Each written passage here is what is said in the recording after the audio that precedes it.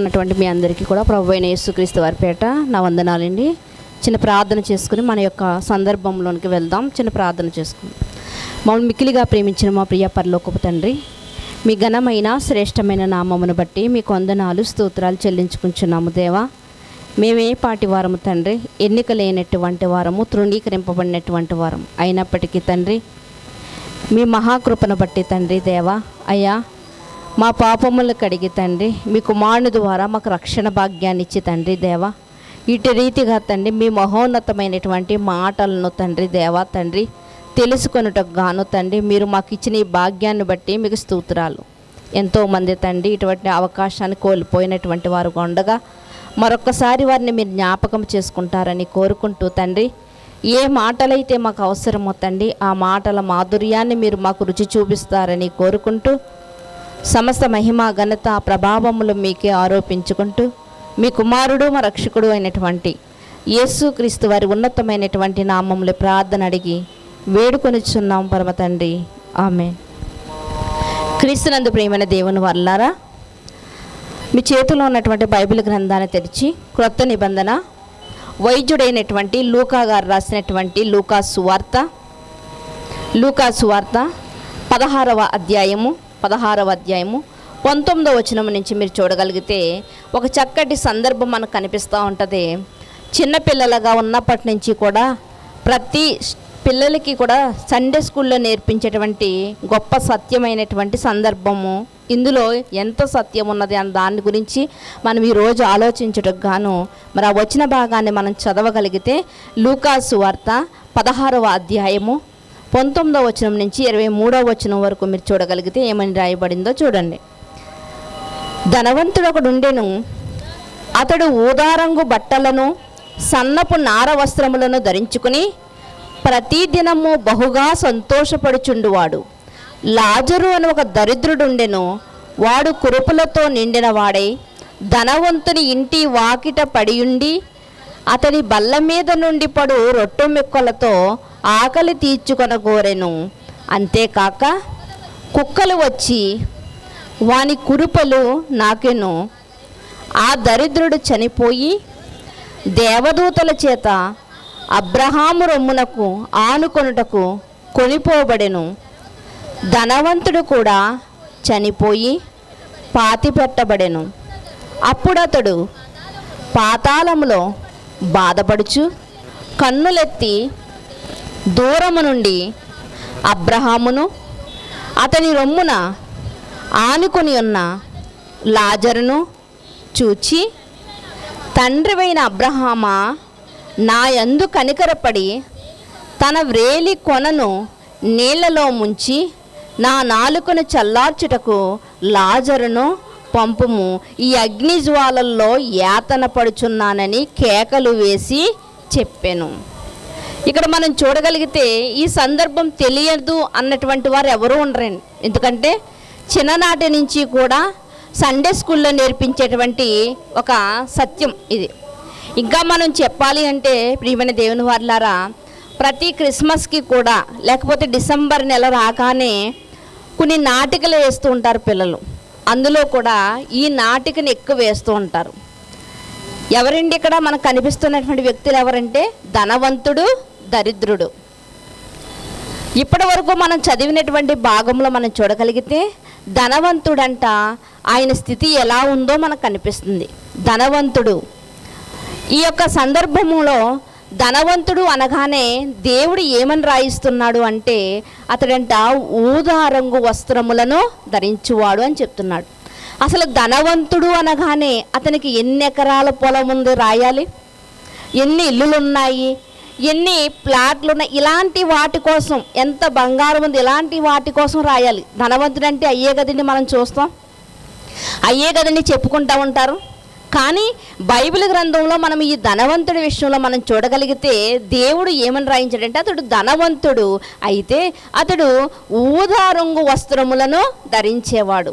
ఏంటండి ఆస్తిపాస్తుల గురించి చెప్పకుండా వస్త్రాల గురించి చెప్తున్నాడు ఏంటి దేవుడు అని మనకు ఆలోచన రావచ్చు. ప్రియమైన దేవుని వారలారా, ఆ ఆలోచనకి మనకి చక్కటి సమాధానం ఎక్కడ దొరుకుతుందంటే ఒక్కసారి మనం ఆమోసు గారి యొక్క గ్రంథంలోకి వెళ్ళగలిగితే ఆమోసు గ్రంథము 2వ అధ్యాయము, ఆమోసు గ్రంథము 2వ అధ్యాయము 8వ వచనాన్ని మీరు చూడగలిగితే, తాకట్టుగా ఉంచబడిన బట్టలను అప్పగింపక వాటిని పరుచుకొని బలిపీఠములన్నిటి యొద్ద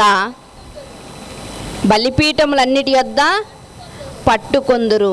ఇక్కడ మనం చూడగలిగితే ఏమని వ్రాయబడిందంటే, ఆమోస్ అన్నటువంటి చిన్న ప్రవక్త ఏమని రాస్తూ ఉన్నాడంటే, 2వ అధ్యాయము 8వ వచనంలో ఉన్నటువంటి మాటని మనము చదువుతున్నాం ప్రియమైన దేవుని వాళ్ళారా. 2వ అధ్యాయం 8వ వచనం, తాకట్టుగా ఉంచబడిన బట్టలను అప్పగింపక వాటిని పరుచుకుని బలిపీఠములన్నిటి యొద్ద పండుకొందురు అని చెప్తూ ఇక్కడ మాట రాస్తున్నారు. ఏంటి, ఏం తాకట్లు పెడుతున్నారంటండి? బట్టలను. మనకి తాకట్టు పెట్టడం అంటే వస్త్రాలు తాకట్లు పెట్టడం తెలియదు, కానీ బంగారం తాకట్టు పెట్టడం తెలుసు, వెండి తాకట్టు పెట్టడం తెలుసు, పొలాలు తాకట్టు పెట్టడం తెలుసు, ఇళ్ళను తాకట్టు పెట్టడం తెలుసు. కానీ మనకు తెలియనటువంటి విషయం ఇక్కడ ఏమని రాయిస్తున్నాడు అంటే, వస్త్రాలను తాకట్టు పెడుతున్నారంట. ఏంటండి, మనం కట్టుకున్నటువంటి వస్త్రాలను ఎవరైనా తాకట్టు పెట్టుకుంటారా? పెట్టుకోరండి. అంటే దేవుడు చెప్తున్నటువంటి ఈ వస్త్రాలు ఏంటి అంటే, ధనవంతుడు ఏ వస్త్రాలైతే ధరిస్తున్నాడో ఊదా రంగు వస్త్రములంట. అంటే చాలా విలువైనటువంటి వస్త్రాలు ప్రియమైన దేవుని వాళ్ళరా. అలాంటి వస్త్రాలనంట ఆ దినాల్లోనంట తాకట్టు పెట్టుకునేవారంట. అందుకనే ఆమోస్ గారు మనకు రాయిస్తూ ఉన్నారన్నమాట. అంటే తాకట్టు పెట్టడానికి కూడా ఉపయోగపడే అంత విలువ కలిగినటువంటి వస్త్రాలు. పూర్వకాలం కూడా మరి పట్టు చీరలు, జరీ చీరలు, అందులో వెండి జరీ, అందులో వెండి ఉంటుంది అని చెప్తూ ఉండేవారు కదా. అంటే వాటికి ఎంత విలువ ఉందో ఇంకా ముందు కాలానికి మనం వెళ్ళగలిగితే, ఈ సందర్భం జరిగి ఎన్ని సంవత్సరాలు అవుతుందంటే ప్రియమైన దేవుని వాళ్ళారా, ఈ సందర్భం జరిగి మరి 1000 సంవత్సరాలు అవుతుందండి. 1000 సంవత్సరాలు అవుతుంది. అయితే ఆ సమయంలో కూడానంట ఎలాంటి మరి ప్రక్రియ జరుగుతుందంటే, వస్త్రములు, ఊదారంగు వస్త్రములు, సన్నని మరి పేనినటువంటి వస్త్రములు, నార వస్త్రములు, చాలా రకాలైనటువంటి వస్త్రాలు. ఈరోజు మనకు ఆ వస్త్రములు కనిపించట్లేదు, కానీ అలాంటి వస్త్రములు ఉండేవంట. అందుకనే ధనవంతుడి విషయంలో అతనుకున్న ఆస్తిపాస్తులు ఏంటి రాయకుండా చెప్పకుండా దేవుడు దేని గురించి చెప్తున్నాడు అంటే, అతడు ఊదారంగు వస్త్రములను ధరించుకుని ప్రతిరోజు బహుగా సంతోషించేవాడంట. మరో మాటను కూడా మీరు చూడగలిగితే, ఇదే లూకా సువార్త 10వ అధ్యాయము 30వ వచనంలో ఉన్న మాటను మీరు చూడగలిగితే, అందుకు యేసు ఇట్లనెను, ఒక మనుషుడు యెరూషలేము నుండి యెరికో పట్టణమునకు దిగి వెళ్ళుచు దొంగల చేతిలో చిక్కెను. వారు అతని బట్టలను దోచుకుని అతన్ని కొట్టి కొర ప్రాణముతో విడిచిపోయిరి. ఇక్కడ ఒక ఆయన అంట ఎక్కడి నుంచి ఎక్కడికి వెళ్తున్నాడండి? యెరూషలేము నుంచి యెరికోకి వెళ్తున్నాడంట. యెరూషలేము నుంచి యెరికోకు. యెరూషలేము అంటే పర్వతం, ఎత్తైనటువంటి స్థలం మీద ఉన్నటువంటి ఊరు. అలాంటి ఎత్తైన స్థలంలో నుండంట దిగుకున్నటువంటి యెరికో ప్రాంతానికి వెళ్తున్నప్పుడంట దొంగలు జొరబడంట అతని దగ్గర ఉన్నటువంటి డబ్బులను దోచుకున్నాడన్నట్టుగా రాయబడలేదు. ఏం దోచుకున్నారంట? అతని బట్టలను దోచుకున్నారంట. ఏమండి, మనం వేసుకునేటువంటి పాలిస్టర్, ఈ కాటన్, ఇలాంటి బట్టలు అయితే విలువైనవి ఏం కాదు, కానీ అతని దగ్గర ఉన్న బట్టలను దోచుకున్నారు. అంటే ఆ బట్టలు ఎలాంటివి అంటే విలువ కలిగినటువంటి బట్టల ప్రియమైన దేవుని వారలారా. ఇంకా మనం చూడగలిగితే మన అందరికీ తెలిసినటువంటి సందర్భం నయమాను గారు సందర్భం. నయమాను ఎవరండి? పరాక్రమశాలి. నయమాను ఎవరు? పరాక్రమశాలి. నయమాను రాజుగారు మాట తర్వాత నయమాను గారి యొక్క మాటే. యుద్ధ సన్నద్ధుడు. నయమాను గారు ఎలాంటి వాడు? యుద్ధ సన్నద్ధుడు. అలాంటి నయమాను గారు కూడానంట మరి ఎలీషా గారి దగ్గరికి వచ్చినప్పుడంట నయమాను గారు ఏం తెస్తున్నారండి? గిఫ్ట్గా ఏం తెస్తున్నారు? నయమాను గారు గిఫ్ట్గా ఏం తెస్తున్నారంటే ఎలీషా గారి దగ్గరికి వచ్చినప్పుడంట 10 దుస్తులను పట్టుకుని వస్తున్నారు. అంటే 10 జతల బట్టలను పట్టుకుని వస్తున్నారంట. అంటే మనం చూడగలిగితే వస్త్రాలకి ఆ రోజుల్లో ఉన్నటువంటి వస్త్రాలు ఎంత విలువైనయో ఇక్కడ దేవుడు మనకి రాయిస్తున్నాడు. అంటే ఈ వస్త్రాల యొక్క విలువ మనకు తెలిస్తే ఇక్కడ ధనవంతుడి విషయంలో అతడికి ఉన్నటువంటి ఎకరాలు కాక, అతడికి ఉన్నటువంటి పొలాలు కాక, అతనికి ఉన్నటువంటి ఇళ్ళు కాక, దేవుడు వస్త్రాలను గురించి ఎందుకు రాయించాడు అన్నది మనకు అర్థమవుతుంది. అంటే ఆ రోజుల్లో వీటికన్నా విలువైంది ఏంటి అంటే వస్త్రాలు. ప్రియమైన దేవుని వాళ్ళారా, కనుక ఆలోచించండి. ఇక్కడ మనం చూడగలిగితే, ఇక ధనవంతుడు విషయంలో మనం చూడగలిగితే, ధనవంతుడంట ప్రతి దినము కూడా బహుగా సంతోషిస్తున్నాడంట. ఏమంటే తప్పేముంది అసలు? ధనవంతుడు ఉంది కాబట్టి అనుభవిస్తున్నాడు, ఉంది కాబట్టి సంతోషిస్తున్నాడు. ఏది తినాలనుకుంటే అది. మనకంతే కదా, డబ్బులు ఉన్నప్పుడు మనము కూడా బాగా ఎంజాయ్ చేస్తూ ఉంటాం. ధనవంతుడు అతనికి ఉంది కాబట్టి తింటున్నాడు, ఉంది కాబట్టి విలువైనటువంటి వస్త్రాలు ధరించుకుంటున్నాడు, ఉంది కాబట్టి ప్రతి దినము కూడా విందు చేస్తున్నాడంట, తన గృహంలో వినోదాలు చేస్తున్నాడంట. తప్పేమి లేదు కదండి, ఎవరికి ఉంటే వాళ్ళు తింటారు. కానీ దేవుడు దాన్ని కూడా తప్పుగా ఎందుకు ఎంచాడు? అసలు నిజంగా మనం చూడగలిగితే ధనవంతుడు ఒక పట్టాన మనం ఆలోచిస్తే ధనవంతుడు మంచివాడేనండి. ఎందుకంటే ధనవంతుడు అంత గొప్ప స్థితిలో ఉన్నప్పటికీ కూడా దరిద్రుడైనటువంటి లాజర్ని తన ఇంటి వాకిట బయట ఉంచాడండి. అతన్ని తీసుకువెళ్ళి బయట దేబెట్టేయండి అనలేదు. ఈరోజు కొన్ని వీడియోలు చూస్తూ ఉంటామండి. కొంతమంది మరి ఎవరూ లేనటువంటి వారు, విడిచిపెట్టబడినటువంటి వారు షాపుల ముందు పడుకుంటే అండి, ఉదయం రావగానే షాపుల వారు లెగ్గొడతారండి. లెగకపోతే మొన్న ఒక వీడియోలో చూసినప్పుడు బకెట్ నీళ్లు తెచ్చి అతని మీద వేసేసారు. అంటే వాళ్ళు షాపు తీసుకున్నప్పుడు వాళ్ళకి అడ్డుగా ఉంటారని. కానీ ఈ ధనవంతుడు మనం చూడగలిగితే ఒక పక్క మనం ఆలోచిస్తే ధనవంతుడు మంచివాడిగా కనిపిస్తున్నాడు. ఏ విషయంలో అంటే తన ఇంటి వాకిట దరిద్రుడు, కురుపులతో ఉన్నవాడిని, కురీపిగా ఉన్నటువంటి అతన్ని ఉండనిచ్చాడు నిజంగా.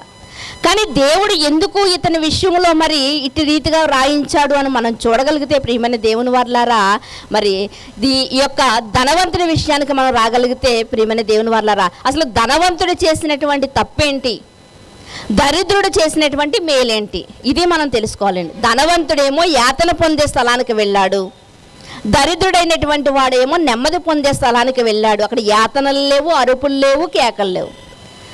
అసలు ధనవంతుడు చేసినటువంటి తప్పేంటి, దరిద్రుడు చేసినటువంటి మేలేంటి, ఈ రెండు విషయాలు మనకు తెలిస్తేనే కదా మనకు అర్థమవుతుంది. అసలు ఇతడు ఏం చేసి ఆ యాతన పొందే స్థలానికి వెళ్ళాడు, ఇతడు ఏం చేసి ఆ నెమ్మది పొందే స్థలానికి వెళ్ళాడు అన్నది మనకే అర్థమవుతుంది. కనుక ప్రియమైన దేవుని వారలారా, మనం చూడగలిగితే లాజరు గారి విషయానికి మనం రాగలిగితే పేరుతో సుద్దా దేవుడు రాయించడానికి ఇష్టపడ్డారు. దేవుడు పేరుతో సహా రాయించడానికి ఇష్టపడ్డాడు అంటే ఎంత మంచి మనస్తత్వం కలిగిన వాడో మరి దేవుని ద్వారా మనం తెలుసుకోవచ్చు ప్రియమైన దేవుని వారలారా. ఇక్కడ మనం చూడగలిగితే చాలామంది చెప్తూ ఉంటారు, నాటికలు వేసేటప్పుడు కూడా నువ్వు ధనవంతుడి క్యారెక్టర్ వేస్తావా, పేద లాజరు క్యారెక్టర్ వేస్తావా అని అడుగుతారు. చాలామంది పిల్లలు కూడా ఏమంటారంటే, పేద లాజరు అంటే అడుక్కునే బట్టలు లాంటివి వేసుకోవాలి కనుక నేను ధనవంతుడిలాగా యాక్ట్ చేస్తాను నేను అంటారు పిల్లలు. అంటే పిల్లలకు కూడా మంచి ఏంటి, మరి ఎలా ఉంటే నేను హోదాగా ఉంటానన్నది తెలుసు. అందుకని నాటకాల్లో ఏం చేస్తారండి, నేను పేదలాజరు గెటప్ వేయను కానీ నేను ధనవంతుడు గెటప్ వేస్తాను నేను అని అంటూ ఉంటారు ప్రియమైన దేవుని వల్ల. ఇక్కడ మనం చూడగలిగితే ఇక్కడ పేదలాజరు, పేద అన్నటువంటి పేరు అయితే బైబిల్లో రాయబడలేదు, మనం పెట్టుకున్నటువంటి పేరు. ఇక్కడ మనం చూడగలిగితే ప్రియమైన దేవుని వాళ్ళారా, దరిద్రుడు అనే దాంట్లో కూడా 3 లక్షణాలు మనకు కనిపిస్తాయి. ఒకటి ఏంటి అంటే పేదవాడు అంటే తిండి బట్ట ఉంటుందండి, లోటు ఉండదండి, ఏ పూటగా పూట. పేదవాడు అంటే విలువైన ఆహారాన్ని తినలేడు, విలువైన వస్త్రాలని కట్టుకోలేడు. తర్వాత మరొక క్యారెక్టర్ ఏంటి అంటే నిరుపేద అంటే వీళ్ళకు ఉన్నటువంటి స్థితి ఏంటి అంటే ప్రియమైన దేవుని వాళ్ళారా, తినడానికి సరైనటువంటి తిండి, కట్టుకోవడానికి సరైనటువంటి వస్త్రాలు ఉండవు, వీళ్ళనే నిరుపేద అని చెప్తూ ఉంటారు. కానీ ఇక్కడ మూడో విషయం ఏమిటి అంటే, మూడో విషయము దరిద్రుడు అంటే ఏంటంటే ఉండడానికి గూడు ఉండదు, తినడానికి తిండి ఉండదు, మరి ఏమీ కూడా అతనికి లేనప్పుడు అతన్ని ఏమంటారు అంటే మరి అతన్ని దరిద్రుడు అంటారు. అంటే లాజరు గారిని మనం పేదలాజరు అని పిలుస్తున్నాము, కానీ అతడు పేదలాజరు కాదండి, పేదవాడు కాదు అతడు. మరి రెండవదిగా నిరుపేద కాదు, మూడవదిగా చూస్తే మనం అతడు ఎవరు అంటే దరిద్రుడు. అంటే గూడు లేదు, తినడానికి తిండి లేదు, నాన్న వాళ్ళు లేరు, ఏమి సదుపాయం కూడా అతనికి లేదు, ఆరోగ్యం లేదు, కురుపులతో నిండిన వాడుగా అతడు ఉన్నాడు. ఒక సరైనటువంటి ఆరోగ్యం లేదు, సరైన వస్త్రం లేదండి ఒంటి మీద. అందుకనే అతడు ఎవరు అంటే దరిద్రుడు అని రాయబడింది. మనం ఆ పదాన్ని వదిలిపెట్టేసి పేద లాజరు అని పిలుస్తూ ఉంటాం. ప్రియమైన దేవుని వల్ల చాలా విషయాలు మనకు తెలియకుండానే మనం పదాలు మార్చేస్తూ ఉంటాం. ఇక్కడ మనం చూడగలిగితే ప్రియమైన దేవుని వల్లారా, మనం చూడగలిగితే అసలు ధనవంతుడు చేసినటువంటి పాపం ఏంటి? యాతన పొందే స్థలానికి వెళ్ళాడు. అసలు ధనవంతుడు చేసినటువంటి పాపం ఏంటి? అసలు తనకు ఉంది కాబట్టి బహుగా సంతోషిస్తున్నాడు, తనకు ఉంది కాబట్టి ఎంజాయ్ చేస్తున్నాడు, తనకు ఉంది కాబట్టి విందులు చేస్తున్నాడు, వినోదాలు జరిగిస్తున్నాడు, తన స్నేహితులందరినీ పిలుస్తున్నాడు, చక్కగా అనుభవిస్తున్నాడు. మరి అతడు చేసిన పాపం ఏంటి? లేనోడికి లేదు కాబట్టి అనుభవించట్లేదు.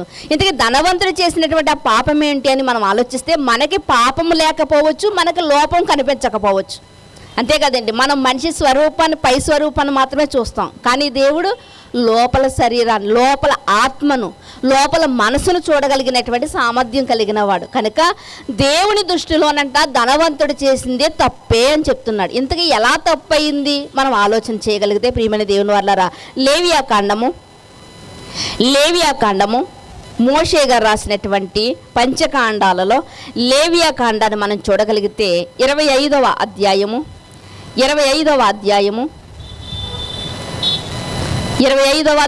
35వ వచనాన్ని చూడగలిగితే 25వ అధ్యాయము లేవియా కాండము 35వ వచనమే. పరవాసి అయినను అతిథి అయినను నీ సహోదరుడొకడు బేదవాడై నిరాధారుడై నీ యొద్దకు వచ్చిన ఎడల నీవు వానికి సహాయము చేయవలెను, అతడు నీ వలన బ్రతకవలెను. నీ దేవునికి భయపడి వాని యొద్ద వడ్డీ అయినను తీసుకొనకూడదు, నీ సహోదరుడు నీ వలన బ్రతుకెను. ఇక్కడ ఏమని రాయిస్తున్నాడండి? పాత నిబంధనలో దేవుడు రాయించింది ప్రతిదీ ఆజ్ఞ అంటే తూచా తప్పకుండా పాటించవలసింది. పిల్లలకు ఒక్కొక్క మారు తల్లిదండ్రులు చెప్తారు, రే హోంవర్క్ చేస్తావా చేయవా అని గట్టిగా చెప్పారంటే ఇది చాలా గట్టిగా పవర్ఫుల్గా మా అమ్మ చెప్పింది కాబట్టి నేను చేసి తీరాలనుకుంటారు పిల్లలు. అంటే ఒక ఆజ్ఞ. దేవుడు కూడా పాత నిబంధనలో చెప్పినటువంటి ప్రతి మాట కూడా ఏంటంటే ఆజ్ఞ, దాన్ని తూచా తప్పకుండా పాటించాలి. అందుకనే బైబిల్ గ్రంథంలో పాత నిబంధనలో మొత్తం ఆజ్ఞలు ఎన్ని అంటే 613 ఆజ్ఞలు ఉన్నాయి. ఈ 613 ఆజ్ఞలో ఒక్కటి కూడా తప్పకూడదన్నమాట. అయితే ఇక్కడ మనం చూడగలిగితే ప్రియమైన దేవుని వారలారా, ప్రతి ఒక్కరూ కూడా ధర్మశాస్త్రపు గ్రంథం ఉన్నటువంటి ప్రతి ఒక్కరు కూడా దాన్ని పాటించాలన్నమాట. ఈ గ్రంథం ఎవరు రాశారు? ధర్మశాస్త్ర గ్రంథం అంటే మోషే గారు రాశారు. సీనాయి కొండ మీద దేవుడు తన చేతితో రాసి ఇచ్చినటువంటి ఆ పలకల మీద నుండి మోషే గారు దాన్ని రాసినట్లుగా మనకు కనిపిస్తూ ఉంటుంది. ఇక్కడ మరలా ఒకసారి మనం చూడగలిగితే, పరవాసి అయినను అతిథి అయినను నీ సహోదరుడొకడు బేదవాడై నిరాధారుడై, అంటే ఏమీ లేని స్థితిలో నీ సహోదరుడు ఉంటే, ఒక పరవాసిగా అంటే బయట ఊరు నుంచి కానీ బయట జిల్లా నుంచి కానీ ఎవరైనా ఒక పరవాసిగా వస్తే, ఒక అతిథిగా వస్తే నువ్వేం చెయ్యాలి అంటే నీ సహోదరుడికి నువ్వు సహాయం చేయాలి. నిరాధారుడై ఉన్న ఎడల నీవు అతనికి సహాయం చేయవలెను, అతడు నీ వలన బ్రతకవలెను. నువ్వు కష్టపడిన కష్టార్జితం అంతా కూడా ఆశీర్వదింపబడుతుంది అంటే అది నీ గొప్పతనం అయితే కాదు. ఎందుకంటే బైబిల్ గ్రంథంలో దేవుడు ఏమని రాయించాడంటే, ఇదిగో నీ కష్టార్జితాన్ని దేవుడు దీవించకపోతే నీ కష్టార్జితం ఏమైపోద్దంట? చిల్లు సంచులో వేసినట్లుగా అయిపోద్దంట. అంటే ఇప్పుడు ఈ ధనవంతుడు అవడానికి కారణం ఏమిటంటే, అతడు ఏ వ్యాపారం చేసినప్పటికీ, ఏ పని చేసినప్పటికీ అతని యొక్క ఐశ్వర్యము మరి వృద్ధిలోనికి వచ్చింది, హెచ్చింపబడింది. అంటే కారణం ఏంటంటే దేవుడు దీవించాడు. మరి దేవుడు దీవించినటువంటి దానిని అతడు ఏం చేయాలంటే, దేవుని యొక్క ఆజ్ఞ ప్రకారంగా ఏం చేయాలంటే, బీదవాడైనటువంటి పరవాసి కానీ అతిథి కానీ లేకపోతే సహోదరుడు కానీ లేకపోతే నిరాధారుడైనటువంటి స్థితిలో ఉన్నటువంటి వాడు ఎవడైనా కానీ నీ కంటికి కనిపించినప్పుడు నువ్వేం చేయాలి అంటే అతనికి నువ్వు సహాయం చేయాలి. అతడు నీ వలన బ్రతకవలెను అంటే దేవుడు ఆజ్ఞ ఇచ్చాడు. మరి ఇక్కడ మనం బైబిల్ గ్రంథంలో మనం చూడగలిగితే ప్రియమైన దేవుని వారలారా, ఇతను ధనవంతుడి యొక్క ఇంటి వాకిటిలోనే ఉన్నాడు కదా, ఎవరు? లాజరు. మరి ధనవంతుడు ఎప్పుడు చూస్తుండడా? తన ఇంటిలో నుంచి బయటకు వెళ్ళినప్పుడు వచ్చినప్పుడు ధనవంతునికి లాజరు ఎప్పుడు కనిపించుంటాడా? కనిపించే ఉంటాడు. మరి కనిపించినప్పుడు లాజర్ను చూసినప్పుడు ఇతను గుర్తుకు రాలేదా దేవుని యొక్క ఆజ్ఞ అంటే? గుర్తుకు రాలేదు. ఎందుకు గుర్తుకు రాలేదంటే ఐశ్వర్యము చేత తన కన్నులు మూతలు పడ్డాయి ప్రియమైన దేవుని వాళ్ళారా. అందుకనే దావీదు ఏమని ప్రార్థన చేస్తాడో తెలుసా? అధికముగా నాకు ఆహారం, కడుపు నిండనివ్వద్దు అధికంగా. ఒకవేళ కడుపు ఫుల్గా నిండిందనుకో నిన్ను నేను ద్వేషిస్తానేమో, ప్రార్థన చేయనేమో. మరలా నాకు ఆకలి కొన్నట్లు చెయ్యకు. మొత్తానికి నేను ఆకలి కొని ఉంటే దేవుడు నాకు తిండి పెట్టలేదంటే నిందిస్తానేమో. కాబట్టి నాకు సరే తగినంత ఆహారం మాత్రమే నాకు దయచేయని చెప్తా ఉంటాడు ప్రియమైన దేవుని వాళ్ళారా. ఇక్కడ మనం చూడగలిగితే ఇక్కడ లాజరు గారిని ప్రతిరోజు చూస్తున్నాడు ధనవంతుడు, కానీ ఈ ఆజ్ఞ అనేది అతనికి గుర్తుకు రాలేదు. ఏంటి, దేవుడి ఇట్టి రీతిగా చెప్పాడు కదా, ఇదిగో నిరాధారుడిగా ఎవడైనా వస్తే సహాయం చేయమన్నాడు కదా అన్నటువంటి ఆలోచన అతనికి రాలేదు. దేవుని యొక్క ఆజ్ఞ అతనికి గుర్తుకు రాలేదు. ఇప్పుడు ఆజ్ఞను పాటించట్లేదు కాబట్టి ఆజ్ఞను అతిక్రమించాడు. ఆజ్ఞను అతిక్రమిస్తే ఏంటండి? 1 యోహాను పత్రికలో మనకు రాయబడి ఉంటుంది. ఆజ్ఞాతిక్రమమే తెలియదండి మీకు? ఆజ్ఞాతిక్రమమే పాపం. ఇప్పుడు ధనవంతుడు వ్యభిచారం చేయలేదు, ఎక్కడా దొంగతనం చేయలేదు, కానీ ఏం చేశాడంట? ఆజ్ఞను అతిక్రమించాడు. ఆజ్ఞాతిక్రమమే పాపం. కొంచెం పాపాన్ని సంపాదించుకుంటున్నాడు అనమాట. మరొక మాటను కూడా మీరు చూడగలిగితే, మరొక మాటను కొరింథీయులకు రాసినటువంటి 2వ పత్రిక, అపోస్తులైనటువంటి పౌలు గారు కొరింథీయులకు రాసినటువంటి 2వ పత్రిక 8వ అధ్యాయము 9వ వచనాన్ని మీరు చూడగలిగితే, కొరింథీయులకు రాసినటువంటి 2వ పత్రిక 8వ అధ్యాయము 9వ వచనంలో ఉన్న మాటను మీరు చూడగలిగితే చదవండి. మీరు మన ప్రభువైన యేసుక్రీస్తు కృపను ఎరుగుదురు కదా, ఆయన ధనవంతుడైయుండియు మీరు తన దారిద్ర్యము వలన ధనవంతులు కావలెనని మీ నిమిత్తము దారిద్రుడాయను. ఏమని చెప్తున్నాడండి ఇక్కడ? యేసుక్రీస్తు వారంటే ఎవరంట? ఆయన ధనవంతుడై ఉండి ఏమండి దేవుని కుడిపార్శ్వమందు కూర్చుండి దేవదూతలు 1000 మంది, కోట్ల మంది దేవదూతల చేత పరిశుద్ధుడు పరిశుద్ధుడు పరిశుద్ధుడు అని అనిపించుకుంటున్నాడంటే ఎంత ధన్యత అండి! నిజంగా ఎంత ధన్యత! ఈరోజు చాలామంది మనం అంటూ ఉంటాము, ఏమంటే తిండి బట్టకి లోటు లేకుండా ఉంటే చాలండి, ఎటువంటి సంపాదన అవసరం లేదండి అంటాం కదా. ఇక్కడ యేసుక్రీస్తు వారి యొక్క పరిస్థితి ఈ లోకములోనికి రాకముందు పరలోకములో తండ్రి దగ్గర ఉన్నప్పుడు ఆయన పరిస్థితి ఏంటి అంటే, తండ్రి యొక్క కుడిపార్శ్వమందు సింహాసనం మీద కూర్చుని అంట దేవదూతల చేత పొగిడింపబడుతూ ఉన్నటువంటి ఆ స్థితి అంట. ఆ దేవుడు, మనము కొంచెము ఆస్తిపాస్తులు ఉంటేనే గొప్పగా అనుకుంటున్నాము కదా. అలాంటిది అసలు ఈ భూమిలో ఖనిజాలను కానీ, ఈ భూమిలో బంగారాన్ని కానీ, ఈ భూమిలో వెండిని కానీ వీటన్నిటినీ పెట్టినవాడే ఎవరండి? దేవుడు. ఆ దేవుడి దగ్గర ఉన్నవాడే యేసుక్రీస్తు. అలాంటి గొప్ప భాగ్యాన్నంట వదిలిపెట్టేసంట మన కోసం ఎలా ఉన్నాడంట ఆయన? మీరు మన ప్రభువైన యేసుక్రీస్తు కృపను ఎరుగుదురు కదా, ఆయన ధనవంతుడయ్యుండియు మీరు తన దారిద్ర్యము వలన ధనవంతులు కావాలని, మనము ధనవంతులు కావాలని ఆయన ఏమయ్యాడంట? దరిద్రుడయ్యాడంట. మనం ఎంత ధనం ఉన్నప్పటికీ కూడా మనము పాపం ఉన్న ఏళ్ళ మనం ఎక్కడికి వెళ్ళిపోతామంటే నరకానికి వెళ్ళిపోతాం. కానీ ఆ నరకములోనికి వెళ్ళకుండా మనల్ని పరలోకానికి తీసుకువెళ్ళడానికి ఆయన ఏం చేశాడు అంటే, మన నిమిత్తము ఆ గొప్ప స్థితిని వదిలిపెట్టి ఆ పరలోకాన్ని విడిచిపెట్టి ఆయన భూమి మీదకి నరరూపిగా వచ్చి మనిషి స్వరూపంలో వచ్చి మన కొరకు ఆయన దారిద్ర్యాన్ని ఆయన మరి అనుభవించినట్లుగా మనకి కనిపిస్తూ ఉంది ప్రియమైన దేవుని వాళ్ళారా. కనుక ఆలోచించండి, ఒక మనిషి ఆలోచించలేనటువంటి విషయాన్ని యేసుక్రీస్తు వారి యొక్క జీవితంలో మనకి కనిపిస్తా ఉంది ప్రియమైన దేవుని వాళ్ళారా. మన నిమిత్తం అంటే యేసుక్రీస్తు వారు ఈ భూమి మీదకు వచ్చిన తర్వాత ఆయన ఏది కూడా తూచా తప్పకుండా దేవుని మాటను ఆయన అతిక్రమింపలేదండి. ఆయన ఆ ప్రతి ఆజ్ఞను కూడా నెరవేరుస్తూనే వచ్చాడండి. అందుకనే ప్రతి మాటలో కూడా ఆయన చెప్తాడు, నా తండ్రి ఏదైతే చెప్పాడో నేను అది పాటిస్తున్నాను. నేను వాటిని పాటిస్తున్నాను. నా తండ్రి చెప్పిన ప్రకారంగా, నా తండ్రి చిత్తానుసారంగా నేను చేయడానికి ఈ లోకానికి నేను వచ్చాను. అంటే యేసుక్రీస్తు వారిని మనం చూడగలిగితే ఆయన ధనవంతుడై ఉండి మన నిమిత్తము ఆయన ఏమవ్వాడంట? దారిద్ర్యం వహించాడంట ప్రియమైన దేవుని వాళ్ళారా. ఇక మరొక మాటను కూడా మీరు చూడగలిగితే, మరొక మాటని లూకాసు వార్త 16వ అధ్యాయము ఇందాక చదువుకున్నాం కదండి, లూకా సువార్త 16వ అధ్యాయము 24వ వచనాన్ని మీరు చూడగలిగితే 24వ వచనాన్ని మీరు చూడగలిగితే ఏమని వ్రాయబడింది అక్కడ మనకే కనిపిస్తూ ఉంటుంది.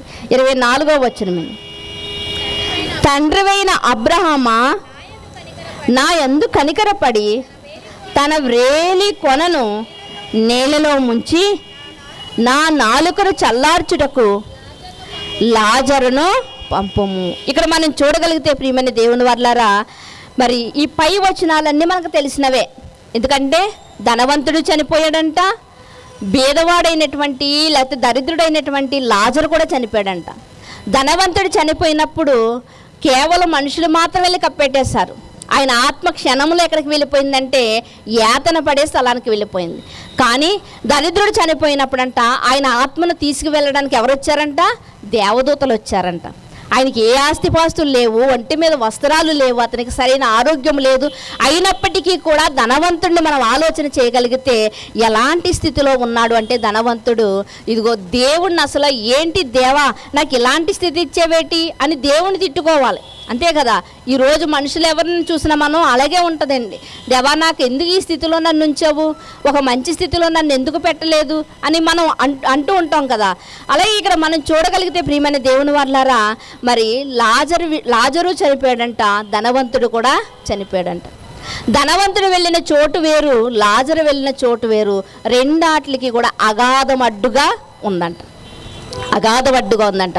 అయితే 24వ వచనంలో ఇక్కడ యాతన పడుతున్నటువంటి ధనవంతుడు ఆ నెమ్మది పొందే స్థలంలో ఉన్నటువంటి అబ్రహాము గారు రొమ్మునున్నటువంటి లాజర్ను చూసంట ఏమంటున్నాడు అంటే, తండ్రివైన అబ్రహామా అంటున్నాడు. అంటే ధనవంతుడికి అబ్రహాము గారు తండ్రి అని తెలుసా? తెలిసింది. ఎందుకంటే ధర్మశాస్త్రాన్ని చదువుతున్నవాడే కానీ పాటించలేకపోయాడంతే. అబ్రహాము విశ్వాసులకు తండ్రి అని తెలుసు. అందుకనే అబ్రహాము గారిని చూడగానే తండ్రివైన అబ్రహామా అని అరిచి అంటున్నాడు, ఇదిగో నీ దగ్గర ఉన్నాడు చూసావా లాజరు అని అంటున్నాడు. ఏమన్నాడు? లాజరు అని చెప్తున్నాడు కదా అక్కడ. అంటే తన ఇంటి వాకిట ఉన్నప్పుడు లాజర్ని ధనవంతుడు చూశాడు, ప్రతిరోజు చూశాడు, కాకపోతే పట్టించుకోలేదంతే. అంటే నా ఆనందము నాది, నా సంపాదన నాది అనుకున్నాడు, కానీ ఆ దరిద్రుడు పట్టించుకోలేదు. కానీ ఎప్పుడైతే యాతన పొందే స్థలానికి వెళ్ళిపోయాడు అక్కడ పేరు పెట్టి మరీ పిలుస్తున్నాడు. ఏమని అంటే, అబ్రహామా, తండ్రివైన అబ్రహామా, ఇదిగో లాజర్ను ఒక్కసారి పంపించవా. ఆ లాజర్ ఇంతకు ముందు కళ్ళకు కనిపించలేదు, కానీ ఇతనికి కష్టం కలిగినప్పుడు, ఇతనికి బాధ కలిగినప్పుడు ఎవరు కనిపిస్తున్నారండి? లాజర్ కనిపిస్తున్నారు. ఒక్కసారి ఆయన పంపించి, నేను ఈ అగ్నిలో కాలిపోతున్నాను, నేను ఆయన వేలి కొనతో ఒక్క చుక్క నీరు నా నాలుక మీద, ఒక్క చుక్క నీటి కోసము ఎంత ఆరాటపడుతున్నాడో చూడండి. ఎవరో? ధనవంతుడు. ప్రతిరోజు విందు చేసుకున్నవాడే ఈ లోకంలో ఉండగా, ఈ శరీరంలో ఉండగా, ఈ జీవితకాలంలో ఉండగా ప్రతిరోజు విందులు వినోదాలు చేసుకున్నవాడే. కానీ మరణించిన వెంటనే అక్కడ దేన్ని అడుగుతున్నాడు? ఒక్క చుక్క నీటిని అడుగుతున్నాడు. అంటే ఒక చుక్క నీరు కూడా దొరకదా అంటే దొరకదు ప్రియమైన దేవుని వర్లారా. లాజర్ను పంపించి తన వేలితో ఒక్క చుక్క నీటిని, చాలామంది ఇక్కడ కూడా క్వశ్చన్ మార్క్ తీస్తూ ఉంటారు. ఈ వేలి కొన అన్నాడు కదా, చిటికిన వేల, బొటకన వేల, ఇలా చెప్తూ ఉంటారు ప్రియమ. ఏదైతేనే ఒక వేలుతో వేస్తే ఎంత పడుతుంది? ఒక డ్రాప్, ఒక చుక్క మాత్రమే పడుతుంది. ఆ ఒక చుక్క కోసం, ఒక్క చుక్క నీటి కోసం ధనవంతుడు ఆరాట పడుతున్నాడు ప్రియమైన దేవుని వాళ్ళారా, ఆరాట పడుతున్నాడు. అదే ఆరాటం దరిద్రుడు ఎన్నాళ్ళు పడ్డాడండి? తిండి లేక, ఎన్నాళ్ళు వస్త్రాలు లేక ఇబ్బంది పడ్డాడు. కానీ కనిపించాడా ధనవంతుడికి? అప్పుడు దరిద్రుడు కనిపించాడా? కనిపించలేదు ప్రియమైన దేవుని వర్లారా. చూడండి అక్కడ మీరు చూడగలిగితే యోహాను సువార్త 4వ అధ్యాయము 14వ వచనాన్ని మీరు చూడగలిగితే, యోహాను సువార్త 4వ అధ్యాయం 14వ వచనం. ఈ 4వ అధ్యాయం అంతా మనకి ఎవరు కనిపిస్తారంటే సమరయ స్త్రీ కనిపిస్తూ ఉంటుంది ప్రియమైన దేవుని వర్లారా.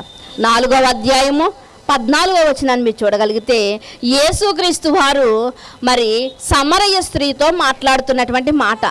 ప్రతి ఒక్క మాటలోనూ కూడా మనకి పాఠం నేర్పించే విధంగా దేవుడు రాయించాడు. ఒక్క మాటను మనం ఆలోచించగలిగితే మనకు ఒక పాఠం నేర్పిస్తూ ఉంటుంది.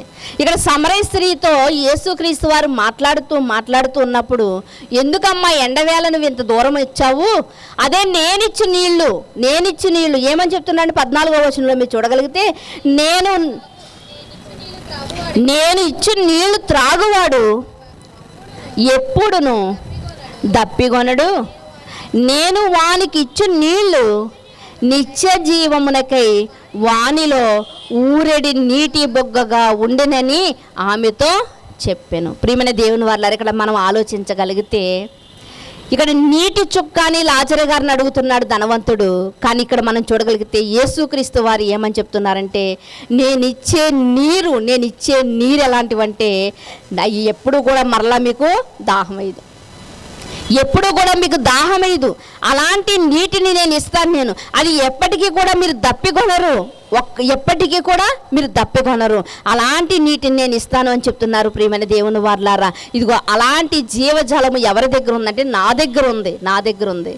అప్పుడు ఆమె అంటుంది, ఇదిగో ఈ బావి దగ్గరకు రావాలంటే, ఇందులో నీళ్లు తోడుకోవాలంటే నేను చాలా దూరం నుంచి రావాలి, పైగా నేను ఎలాంటి దాన్ని అంటే లోపాలు కలిగినటువంటి స్త్రీని, అందరూ ఉండగా నేను తిరగాలంటే నాకు చాలా ఇబ్బంది, కాబట్టి మిట్ట మధ్యాహ్నం 12 గంటలకి ఈ బావి దగ్గరకు వచ్చాను, కాబట్టి అయ్యా నాకు ఆ నీళ్ళు ఇప్పించండి అంటుంది. ఏమండి, మనం నీళ్లు తాగితే మళ్ళా దాహం వేస్తుంది, కానీ యేసుక్రీస్తు వారు చెప్తున్నటువంటి నీరు ఏంటి అంటే అది ఊరడి ఓట అంట, అది జీవజలం అంట. ప్రియమైన దేవుని వల్ల అది ఎలాంటిదండి?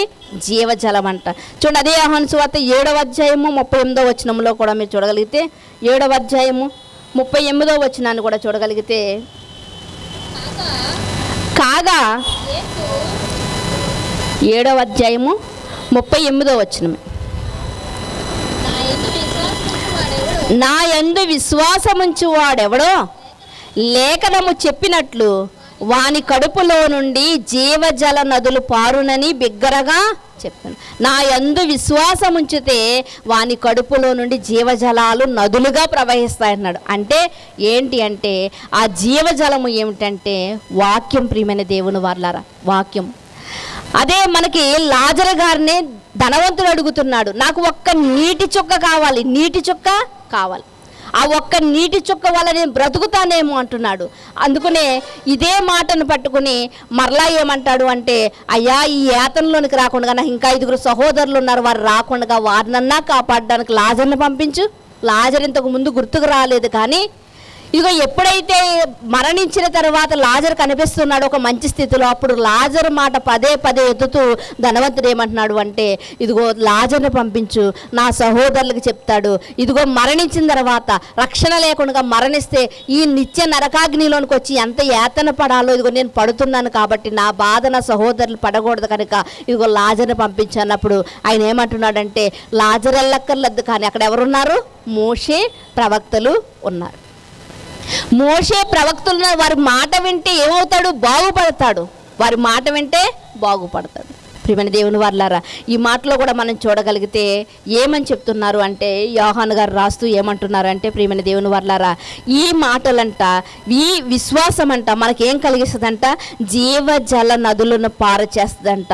ప్రియమైన దేవుని వారలారా, ఈయన మరి ఏ విషయంలో మనం ఆలోచించినప్పటికీ కూడా ధనవంతుని విషయంలో మనం చూడగలిగితే కనికరం అనేది అతనిలో మనకి కనిపించట్లేదు. ప్రియమైన దేవుని వారలారా, బాధలోనే బోధ కలుగుతుంది అంటారు. దైవజనుడు ఒక ఆయన చెప్తూ ఉన్నాడండి, బాధలో మనకి ఏం కలుగుతుందంట? బోధ కలుగుతుందంట. అంటే మనకి బాధ వచ్చినప్పుడే మనం బోధింపబడతామట. ఓహో ఇది ఎందుకు వచ్చిందా, ఇది ఇలా జరిగిందా అని ఆలోచిస్తూ ఉంటాం. అలాగే ధనవంతుడికి బాధ కలిగినప్పుడు ఏం కలుగుతుందంటే బోధ కలుగుతుంది. అయ్యో నేను ఆ లోకములో ఉండగా, భూమి మీద ఉండగా, శరీరముతో ఉండగా నేను ఎందుకు ఈ మాటలు వినలేకపోయాను? ఇప్పుడైనా ఒక చుక్క నీటి చుక్క అంటే ఇదిగో వాక్యము నాకు కావాలి అంటున్నాడు. ఎందుకంటే భూమి మీద ఉండగా ధర్మశాస్త్రాన్ని అతను పాటించలేదు, తెలిసుండి కూడా పాటించలేదు. తెలియక తప్పు చేస్తే వాడు క్షమింపబడతాడంట, తెలిసి కూడా తప్పు చేస్తే శిక్షింపబడతాడంట. ప్రియమైన దేవుని వారలారా, కనుక ధనవంతుడి విషయంలో ఎప్పుడైతే బాధ కలిగిందో అప్పుడు బోధపడింది. కాబట్టి అతను అంటున్నాడు, అయ్యో నేను ఈ లోకములో ఉండగా పట్టించుకోలేకపోయానే. ఏమండి, ధనవంతుడు చేసినటువంటి తప్పు ఏంటంటే ఆజ్ఞను అతిక్రమించాడు. అదే తప్పండి, అదే పాపంగా ఎంచబడింది. ఆ పాపానికి పరిహారం ఏమిటి అంటే, ఆ పాపానికి శిక్ష ఏంటంటే నరకానికి వెళ్ళిపోయాడు. నరకానికి వెళ్ళిపోయాడు. ఎవరూ కూడా అతన్ని రక్షించజాలనటువంటి నరకంలోకి వెళ్ళిపోయి యాతన పడుతున్నాడు. ఏమంటే శరీరం కాలినట్టే ఉంటుంది కానీ కాలదండి, అలా కాలుతూనే ఉంటుందండి. భూమి మీద అయితే కాలి బూడిదైపోద్ది, కానీ అక్కడ కాలుతున్నట్లే ఉంటుందండి, కానీ బూడిద అవ్వదు. అందుకని అక్కడ ఏముంటుందంటే ఏడుపును పండ్లు కొరుకుట ఉంటుందంట. అక్కడ అగ్ని ఆరదంటే ఎప్పటికీ కూడా అక్కడ అగ్ని ఆరదు. ఆత్మ చావదండి. ఆత్మ ఇక్కడ కాలిందంటే శరీరం బూడిదైపోద్ది, కానీ అక్కడ కాలేది ఏంటంటే ఆత్మకు చావు లేదు. ఆత్మకు చావు లేదు. అగ్ని ఏం కాలుతూనే ఉంటుందంట, ఆత్మ చావదంట. ఏడుపు పండ్లకు రోదన. ధనవంతుడు కూడా అలాగే రోధిస్తున్నాడండి. తండ్రివైన అబ్రహాము ఒక్క నీటి చుక్కను ఈ మాటను పట్టుకుని చాలా సంఘాల్లో మనం చూడగలిగితే, ఇదిగో ధనవంతుడు ఒక్క నీటి చుక్కని అంటే వాక్యాన్ని అడుగుతున్నాడు, సువార్త చేయమని అడుగుతున్నాడు. కాబట్టి అక్కడికి వెళ్ళిన తర్వాత కూడా సువార్త అందుతుంది. అప్పుడైనా ఇక్కడ మీరు మారకపోతే అక్కడైనా మారండి అని చాలామంది బోధిస్తూ ఉన్నారు. ప్రియమైన దేవుని వల్లారా, లేదండి, మనకి ఇచ్చినటువంటి సమయం ఎంతో తెలుసా అండి? మన ఆయుష్ కాలం ఎంతైతే అంత. ఈ ఆయుష్ కాలం ఉండగానే మనము ప్రభువుని తెలుసుకోవాలి. ప్రియమైన దేవుని వారలారా, ఆయుష్ కాలం ముగించిన తరువాత ప్రియమైన దేవుని వారలారా మనకి ఏ బోధ ఉండదు, మనల్ని రక్షించే నాదుడే మనకు ఉండడు. ప్రియమైన దేవుని వారలారా, అంటే ధనవంతుడు చేసినటువంటి పాపం ఏమిటి అంటే ఆజ్ఞాతిక్రమమే చేశాడు. ప్రియమైన దేవుని వారలారా, అందుకని యాతన పడుతున్నాడు. ఇక లాజరు చేసుకున్నటువంటి మేలేంటి? అంతే కదండి, లాజరు నెమ్మది పొందే స్థలానికి వెళ్ళాడంటే అతడు చేసినటువంటి మేలేంటి? మరొకసారి లూకాసు వార్త 16వ అధ్యాయంలోకి మనం వెళ్ళగలిగితే, లూకాసు వార్త 16వ అధ్యాయంలోకి వెళ్ళగలిగితే 20-21 వచనాలు మనం చదువుకుందామండి. లాజరు గారిని గురించి లూకాసు వార్త 16వ అధ్యాయము 20-21 వచనాలు. లాజరు అను ఒక దరిద్రుడుండెను, వాడు కురుపులతో నిండిన వాడే ధనవంతుని ఇంటి వాకిట పడియుండి అతని బల్ల మీద నుండి పడు రొట్టె ముక్కలతో ఆకలి తీర్చుకొనగోరెను. అంతేకాక కుక్కలు వచ్చి వాని కురుపులు నాకెను. ఇక్కడ మనం చూడగలిగితే 2 వచనాల్లోని ఏమని రాయబడిందంటే, లాజరు తిండి బట్ట ఏమీ లేకపోయినా దేవుడు ఇతని పేరు రాయించడానికి ఇష్టపడుతున్నాడండి. ఇదే మనం గమనించాలి ప్రియమైన దేవుని వల్ల. అంటే దేవుడు దేని చూస్తున్నాడంటే ఆత్మను చూస్తున్నాడు, దేవుడు మనసును చూస్తున్నాడు. ప్రియమైన దేవుని వాళ్ళారా, మనమైతే పై స్వరూపాన్ని చూసి ఈరోజు మనం ఫంక్షన్లు చేసినప్పుడు కూడా కొన్ని కుర్చీలు వేరుగా వేస్తూ ఉంటాం, కొన్ని కుర్చీలు మొదటగా వేస్తాం. ఏంటయ్యి? విఐపి కుర్చీలు అంటాం. అంటే ప్రముఖమైన వారు వస్తారు, కూర్చుంటారని. అంటే వేషధారణ బట్టి, వారికి ఉన్న పదవిని బట్టి, వారికి ఉన్న అధికారాన్ని బట్టి మనము వీళ్ళ గొప్పవారు కాదు అని మనం ఎంచుతాం. కానీ ఈ ఇద్దరిని మనం చూడగలిగితే దేవుడు ఎవరిని గొప్పవారుగా ఎంచాడంటే, ఇదిగో దరిద్రుడైనటువంటి వాడు, ఆరోగ్యం లేనటువంటి వాడు, కూడు గుడ్డ లేనటువంటి ఒక ఆయన మంచిగా ఎంచాడు. కాబట్టి అతని పేరు రాయించడానికి ఇష్టపడ్డాడు. ప్రియమైన దేవుని వల్లరా, ఈ యొక్క జీవ గ్రంథం లేకపోతే ఈ పరిశుద్ధ గ్రంథంలో పేరు రాయించబడడం అంటే ఎంత అదృష్టం నిజంగానే. అయితే ఇక్కడ రాయబడినటువంటి మాటను మనం చూడగలిగితే, లాజరు అంట దరిద్రుడై ఉండెను. లాజరు చూడ మాటను మీరు చూడగలిగితే, లాజరు ఒక దరిద్రుడు ఉండెను, వాడు కురుపులతో నిండిన వాడే ధనవంతుని ఇంటి వాకిట పడి ఉండి అతని బల్ల మీద నుండి పడు రొట్టె ముక్కలతో ఆకలి తీర్చును. ధనవంతుడు భోజనం టేబుల్ మీద భోజనం చేస్తే టేబుల్ కింద ఏమన్నా దరిద్రులు కూర్చొనిస్తాడండి అసలు? మరి ఇక్కడ ఏమని రాయబడిందంటే, ధనవంతుని యొక్క భోజనం బల్ల మీద నుండి పడు రొట్టె ముక్కలతో అతడు ఆకలి తీర్చుకుంటున్నాడంట. అంటే ధనవంతుని ఇంటిలోకి రానివ్వరు కదా, ధనవంతుడు భోజనం బల్ల దగ్గర కూర్చొనివ్వరు కదా, మరి ఎలా ఆకలి తీర్చుకుంటున్నాడు అంటే ఇతడు మనం చూడగలిగితే, ధనవంతుని ఇంటిలో ధనవంతుడు విందు చేసుకున్నప్పుడంట వారు అన్నీ తినివేయగా కింద పడినవి. నిజంగా చెప్పాలంటే టేబుల్ మీద భోజనం చేస్తున్నారంటే చేతితో చేస్తారండి, ఎక్కువగా స్పూన్తో చేస్తారండి. స్పూన్తో చేసినప్పుడు అసలు కింద పడే అవకాశం కూడా ఆహారానికి ఉండదు. మనం ఆలోచిస్తే ఏదో ఒకటో రెండో అలా పడుతూ ఉంటే రొట్టె ముక్కలంట, ఆ ముక్కలన్నీ కూడా చీపురుతో చేటలోనికి ఎత్తి వాటిని బయట పారవేస్తేనంట, ఆ పారవేయబడిన వాటి కోసం ఏమి ఎదురు చూస్తుందంటే కుక్కలు ఎదురు చూస్తున్నాయి. అంతే కదండి, మనం ఏదైనా మిగిలిన ఆహారం బయట కట్టుకెళ్ళామనుకోండి, వెంటనే ఏమొస్తాయంటే కుక్కలు వస్తాయి తినడానికి. అంతే కదా, వాటికి వండి ఎవరు వేడివేడిగా పెట్టరు కనుక మిగిలిన ఆహారం కోసం ఎదురు చూస్తాయి. ఇప్పుడు ధనవంతుడి ఇంటిలో ఉన్నటువంటి రొట్టె ముక్కలను కూడా ఆ టేబుల్ దగ్గర తుడిచేసి ఎత్తి బయట పారబోయడానికి తెచ్చినప్పుడంట వాటి కోసం ఎదురు చూస్తున్నటువంటి కుక్కలు ఉన్నాయి. అక్కడ కుక్కలు. అయితే ఆ కుక్కలు తినకుండానంట లాజరు వాటిని అందుకునంట ఆ ముక్కలు పాడవేసినటువంటి ఆ విస్తరులో ఉన్నటివి, లేకపోతే పాడేసినటువంటి ఆ ప్లాస్టిక్ కవర్లో ఉన్నటువంటి ముక్కల్ని ఏరుకుని ఎవరు తింటున్నారంట? లాజరు తింటున్నాడంట. మరి కుక్కలు తినవలసినటువంటి ఆహారం లాజరు తింటుంటే మరి కుక్కలకు ఆహారం ఏంటి? అప్పుడు కుక్కలు ఏం చేస్తున్నాయంటే లాజరు గారి శరీరానికి ఉన్నటువంటి కురుపుల్ని నాకుతున్నాయంట. ప్రియమైన దేవుని వాళ్ళరా, అంటే ఎంత దీనాతి దీనంగా ఉందో అతని పరిస్థితి చూసారా? ఆరోగ్యం లేదు, తిండి లేదు, వస్త్రము లేదు, నాన్నవారందరూ విడిచిపెట్టేశారు, ఎవ్వరూ పట్టించుకుంటలేదు. అలాంటప్పుడు ఎంత దీనాతి దీనం. ఇంకో 3 దినాల నుంచి మనం చూస్తూ ఉన్నాం కదండి, ఎగ్జామ్స్ రాసినటువంటి పిల్లలకి వాళ్ళకి మార్కులు ఎన్ని వచ్చినాయో వాళ్ళకి తెలిసినాయి. కొంతమంది పాస్ అయ్యారు, కొంతమంది ఫెయిల్ అయ్యారు. ఫెయిల్ అయినటువంటి కొంతమంది విద్యార్థులు ఏం చేస్తున్నారు అంటే, ఇదిగో నేను పాస్ అవ్వలేదు కనుక నా మొహం ఎలా చూపించుకున్న కుటుంబాలని ఆత్మహత్యలు చేసుకునే పిల్లలు కూడా ఉన్నారు. ప్రియమైన దేవుని వల్ల ఎందుకు ఇలా చేసుకుంటున్నారు అంటే తట్టుకోలేకపోతున్నాను. నేను ఎంత బాగా చదివినా ఎందుకు ఫెయిల్ అయిపోయాను, నేను తట్టుకోలేకపోతున్నాను. కాబట్టి చిన్న సమస్యకే వారు తట్టుకోలేక సూసైడ్ చేసుకుంటున్నారు కదా. మరి ఇక్కడ ఈ దరిద్రుడైనటువంటి లాజర్కి ఎన్ని సమస్యలు ఉన్నాయండి, ఎన్ని సమస్యలు ఉన్నాయి. ఈ సమస్యల మధ్యలో ఎవరన్నా ఎప్పుడైనా దేవుడిని నిందించాడా? దేవా నాకు ఈ స్థితి ఎందుకు ఇచ్చావు, నా చుట్టూ ఉన్న వాళ్ళ స్థితి బాగుంది కదా, నన్ను ఎందుకు ఈ స్థితిలో ఉంచావని దేవుడు నిందించాడు ఎప్పుడన్నా? ఎప్పుడూ నిందించలేదండి. మనం ఏదైనా దేవుని సన్నిధిలో అడిగితే అది దేవుడు ఇవ్వకపోతే వెంటనే నిందిస్తూ ఉంటామండి, నిందిస్తూ ఉంటాం. అది కూడా మన యొక్క జ్ఞానం ఎలాంటిదంటే బైబిల్ గ్రంథంలో ఉన్నటువంటి వచనాలను ఎత్తిపెట్టే మనం నిందిస్తూ ఉంటాం. దేవా నా స్వరం నువ్వు ఎందుకు వినలేదు, నా ప్రార్థన నువ్వు ఎందుకు వినలేదు, విననేరకుండానట్లు ఈ చెవులు ఏమైనా మందమయ్యాయా, చూడనేరకుండానట్లు నీ కన్నులు ఏమైనా మందమయ్యాయా? ఇలా ప్రశ్నిస్తూ ఉంటాం దేవుడిని. దేవుడు అసలు ఉన్నావా, అసలు ఉన్నావా నువ్వు, మరి నా ప్రార్థన ఎందుకు వినట్లేదు అని ఇట్టి రీతిగా మనం దేవుడిని నిందిస్తూ ఉంటాం. కానీ అన్ని సమస్యల మధ్య ఉన్నటువంటి దరిద్రుడైనటువంటి లాజరు మాత్రం ఏనాడు కూడా దేవుడిని నిందించలేదంటండి, ఏనాడు కూడా దేవుడిని నిందించలేదండి. ప్రియమైన దేవుని వాళ్ళరా, లాజరు మాత్రమే కాదండి, బైబిల్ గ్రంథంలో నీతిమంతులందరూ కూడా అంతే అండి. ఒక అబ్రహాము గారిని మనం చూడగలిగితే మెసొపొతేమియా అనేటువంటి మరి ఆ యొక్క స్థలంలో, లేకపోతే మరి ఎక్కడైతే డెవలప్ అయ్యిందో, మొట్టమొదటిగా నాగరికత ఎక్కడైతే డెవలప్ అయిందో ఆ ఏరియాలో ఉంటున్నటువంటి అతన్ని పిలిచి దేవుడు ఎడారి ప్రాంతానికి వెళ్ళి కాపురం ఉండమంటాడు. మనం అయితే వెళ్తామండి అసలు.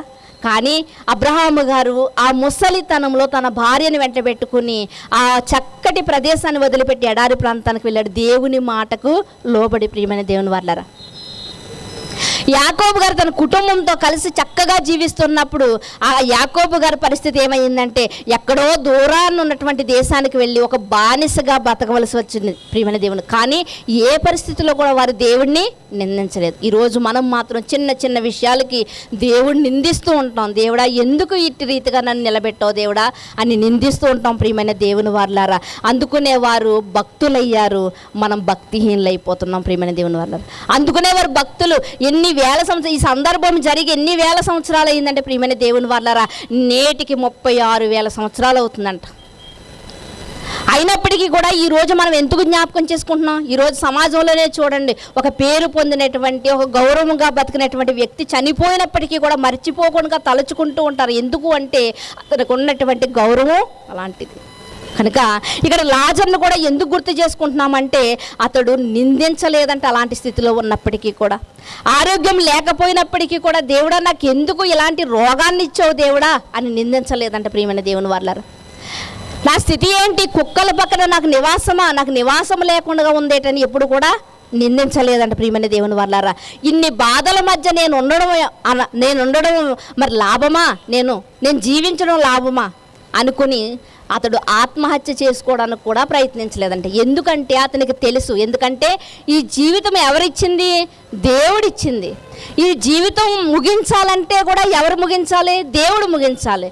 అంటే మనం అనుకుంటే ఈ భూమి మీదకి రాలేదు, మనకి ప్రాణం తీసుకునే హక్కు కూడా మనకే లేదు. ఆ వాస్తవం తెలిసిన వారు కాబట్టే భక్తులైన వారు దేవునికి లోబడి జీవించినట్లుగా మనకి కనిపిస్తూ ఉంటుంది. ప్రియమైన దేవుని వారులారా, అందుకునే వారు భక్తులయ్యారంట, మనం భక్తిహీనులు అయినట్లుగా మనకు కనిపిస్తుంది. అంటే లాజరు గారు చేసినటువంటి మేలేంటి, లాజరు గారు ఏం చేశాడని పరదేశికి వెళ్ళాడు, నెమ్మది పొందుతున్నాడు, ఆ ఒంటి మీద కురుపులు లేవంట, అతనికి మరి ఆకలి లేదంట, దప్పిక లేదంట. ఎక్కడున్నాడండి ఇప్పుడు అతను? నెమ్మది పొందే స్థలంలో ఉన్నాడంట.